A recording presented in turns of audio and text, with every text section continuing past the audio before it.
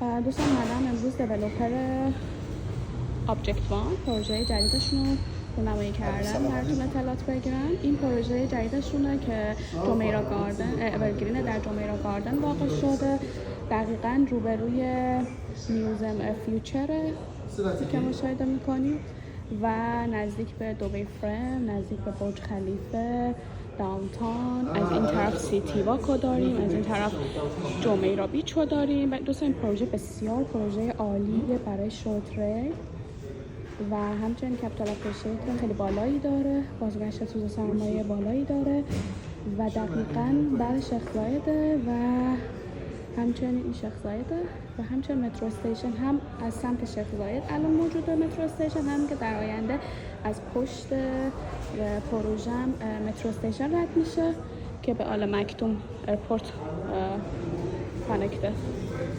این پروژه بسیار پروژه عالیه به خاطر اینکه نزدیک به فیوچر میوزیمه، برای شورت عالیه و توریستی.